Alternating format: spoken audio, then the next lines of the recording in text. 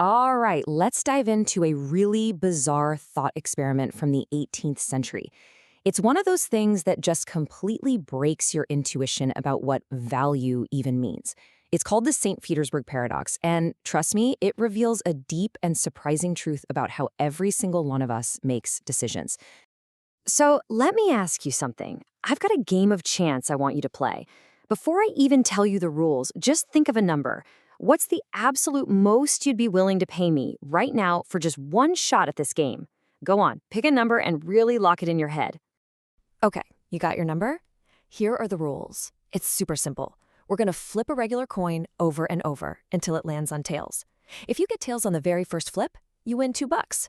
If it takes 2 flips to get tails, you win $4. 3 flips, you win 8. See the pattern? The payout doubles with every single flip it takes to get that first tails. And it could theoretically go on for a very long time. So what was that number you picked? If you're like pretty much everyone else, you probably said something in the ballpark of maybe $5 to $25. And that feels right, doesn't it? I mean, the odds are you're going to hit tails in the first few flips and walk away with a pretty small prize. The chance of winning a huge amount seems incredibly unlikely. Well, this is where things get really weird. Your intuition feels totally solid, but when we apply some pretty basic math to this, it tells a completely different and frankly unbelievable story. This is the moment where our gut feeling and the cold hard numbers crash right into each other.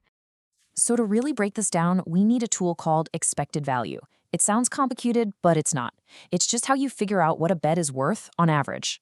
All you do is take every possible thing that could happen, multiply it by its chances of happening, and then just add all those little pieces together. Simple enough, right? Let's actually do that for our game. The chance of getting tails on the first flip is 1/2. The payout is $2. So 1/2 of 2 is $1, okay? The chance of getting it on the second flip, that's 1/4. Times a $4 payout, hey, that's also $1. Third flip, a 1 in 8 chance of winning $8, which, yep, is another dollar. Are you starting to see the pattern here? Every single possible outcome, no matter how remote, adds exactly $1 more to the total expected value of the game. And since there's no technical limit to how many heads we could flip in a row, this little series of $1 values just keeps on going and going and going forever. Yeah, you're seeing that right. The total expected value of this game is infinite. So according to the math, you should be willing to pay any amount of money to play it. Your house, your car, your entire life savings.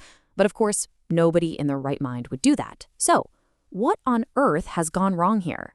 You know, this wasn't just a weird puzzle for us. It was a head-scratcher for mathematicians way back in the 1700s. And the solution they came up with was nothing short of brilliant. It forces us to ask this really fundamental question. If the math is right, is our entire idea of what value even means just plain wrong? So the story goes like this. The paradox was first dreamed up by a guy named Nicolaus Bernoulli in 1713, but it was his cousin, Daniel Bernoulli, who finally cracked the case in a paper he published in 1738. He presented his solution at the Imperial Academy of Sciences in, you guessed it, St. Petersburg, Russia. And that's how the paradox got its name. Daniel Bernoulli's whole solution started with a really simple but profound question, a question that totally undermines the calculation we just did. He just asked, is a dollar always worth a dollar? And the answer to that question would go on to change economics forever. Bernoulli said, hey, maybe we should stop thinking about objective value, about dollars and cents, and start thinking about something else entirely, a concept he decided to call utility. He came up with this idea of expected utility. Now, unlike expected value, which is all about the cold hard cash, utility is subjective. It's all about the personal satisfaction or the actual usefulness you get from that money. And here's the crucial part. While dollars add up in a nice straight line, our satisfaction, well, it just doesn't work that way. This is his big idea, diminishing marginal utility. It's a fancy term for something we all know intuitively. The more you have of something, in this case, money, the less extra happiness or satisfaction you get from each new dollar. That first dollar feels incredible. The millionth dollar? Not so much. And this just nails it, right? Going from having $0 to having $1,000 is absolutely life-changing. But if you're already a millionaire, getting an extra $1,000 it's practically a rounding error. You would barely even notice it.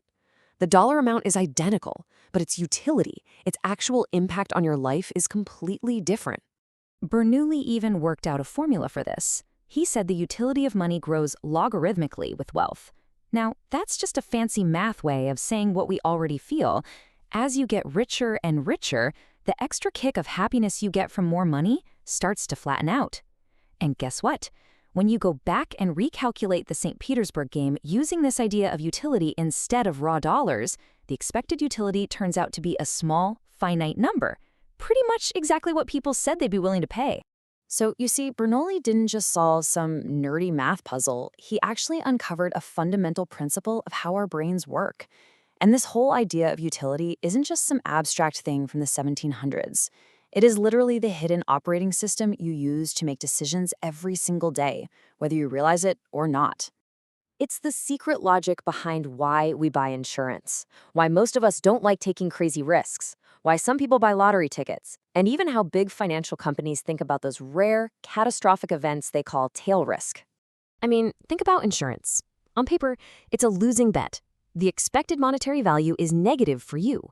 The insurance company always wins in the long run. But you're not betting with dollars. You're betting with utility. You are more than happy to accept that small guaranteed loss, your premium, to avoid a small chance of a catastrophic loss, because the negative utility of your life being financially wrecked is just immense. This also explains why we're naturally risk-averse. If I offered you a guaranteed $50 or a coin flip for $100, most of us would take the 50, even though they have the exact same expected value. Why? Because the satisfaction, the utility of having that certain $50 in your hand feels way better than the average satisfaction of the gamble, where you might just end up with nothing. So if there's one thing to take away from the St. Petersburg Paradox, it's this. We're not cold, calculating robots trying to maximize dollars. We're human. We make decisions based on what those dollars can actually do for us, the subjective satisfaction and usefulness they bring to our lives. And that leaves us with one last thing to chew on. This was a really cool case where our human intuition was actually smarter than the simple math. So my question to you is, where else in your life have you noticed that your gut feelings and the cold hard numbers just don't seem to add up?